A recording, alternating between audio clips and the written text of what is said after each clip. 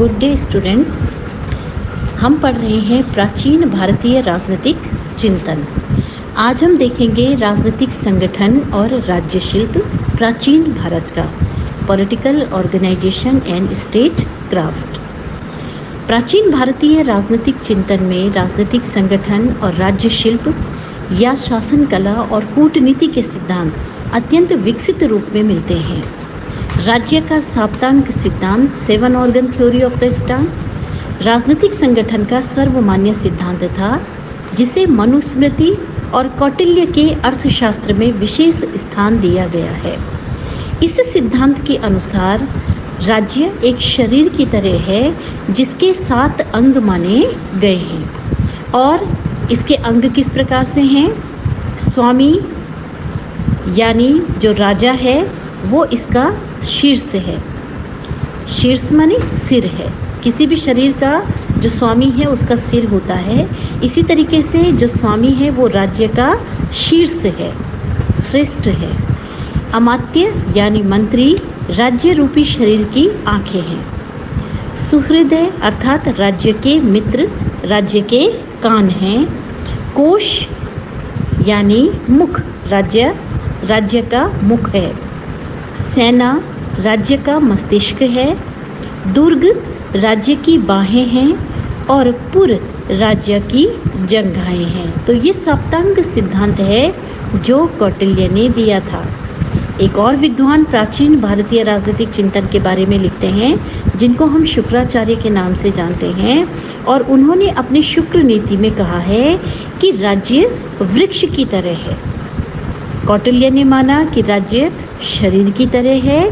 जिस तरीके से शरीर के अंग होते हैं इसी तरीके से राज्य के 7 अंग होते हैं, और ठीक इसके डिफरेंट शुक्राचार्य राज्य की तुलना वृक्ष से करते हैं।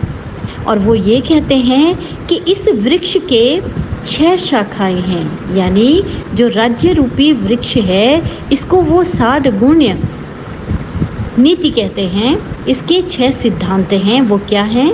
संधि यानी समझौता, विग्रह यानी शत्रुता, यान यानी मोबिलाइजेशन यानी युद्ध के लिए सेनाओं को गतिमान करना, आसन यानी उदासीनता या तटस्थता, द्वैधिभाव यानी सेना को 2 भागों में बांटकर एक भाग को सेनापति के नेतृत्व में आगे भेज देना और दूसरे भाग को उसकी सहायता के लिए तैयार रखना। और अगला आश्रय अर्थात शत्रु के द्वारा पीड़ित होने पर अन्य राजा से सहायता मांगना। तो ये राज्य रूपी वृक्ष की 6 शाखाएं हैं, ऐसा शुक्राचार्य ने शुक्र नीति में कहा है। वो आगे कहते हैं कि राज्य रूपी वृक्ष के 4 पुष्प माने जाते हैं। वो 4 फूल कौन हैं जो राज्य रूपी वृक्ष में लगते हैं? तो उसके लिए वो कहते हैं ये 4 फूल हैं। साम यानी विरोधियों को समझा बुझाकर वश में करना, दाम यानी उन्हें धन देकर लाभ पहुंचाना, अपने साथ मिला लेना, और तीसरा दंड यानी उन पर बल प्रयोग करके उनका दमन करना, और चौथा भेद यानी डिवाइड एंड रूल, उनमें फूट डालकर कमज़ोर कर देना। तो ये 4 पुष्प हैं राज्य रूपी वृक्ष के। कौटिल्य और अन्य प्राचीन भारतीय विचारकों ने न केवल उन लोगों के साथ छल कपट की नीति अपनाने का समर्थन किया जो राज्य के विध्वंस पर तुले हों, बल्कि वे इस बात के लिए पूरी तरह सजग थे कि यदि राज्य की शक्ति के प्रयोग पर अंकुश नहीं रखा जाता तो वो भी विनाशकारी सिद्ध हो सकता है। मनुस्मृति में लिखा है कि जो राजा अपनी प्रजा से आवश्यक कर और शुल्क वसूल करके भी उसकी रक्षा नहीं कर पाता तो वह नरक का भागी होता है। याज्ञवल्क्य स्मृति कहती है कि यदि राजा धर्म के नियमों की अवहेलना करते हुए किसी को दंड देता है तो उसका सर्वनाश हो जाता है, और यदि वह धर्म के अनुरूप दंड देता है तो वो स्वर्ग का अधिकारी होता है। शुक्राचार्य ने राज्य रूपी वृक्ष की शाखा के बारे में बताया, पुष्पों के बारे में बताया। अब वो 3 फलों की चर्चा करते हैं कि राज्य रूपी वृक्ष के 3 परिणाम हैं, 3 फल हैं। वो फल क्या है? वो है धर्म यानी वर्च्यू, अर्थ मानी वेल्थ, और काम मानी प्लेजर यानी धर्म, अर्थ और काम। ये क्या है? इसके 3 फल हैं और इन तीनों फलों से ही राज्य में सिद्धि होती है। और चौथी सिद्धि क्या है? मोक्ष यानी इमेनकेपेशंस।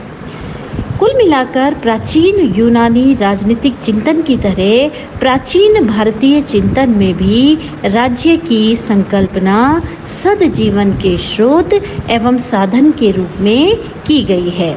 राजनीतिक संगठन के अंतर्गत लोक प्रशासन को सुचारू रूप से चलाने के लिए प्राचीन भारतीय राजनीतिक चिंतन में कुशल, प्रशिक्षित और विश्वस्त राज्य पुरुषों और गुप्तचर्या की विस्तृत व्यवस्था पर बल दिया गया है। धर्म की रक्षा के लिए अधर्मियों को दंड देने के लिए छल कपट तक के प्रयोग को उचित ठहराया गया है, जैसे कि महाभारत में श्री कृष्ण के चरित्र से स्पष्ट होता है। राजा की लोकप्रियता बढ़ाने के लिए भी तरह तरह के उपाय सुझाए गए हैं। इनकी तुलना आधुनिक युग की प्रचार तकनीकों से कर सकते हैं। तो ये था प्राचीन भारत में राजनीतिक संगठन और राज्य शिल्प।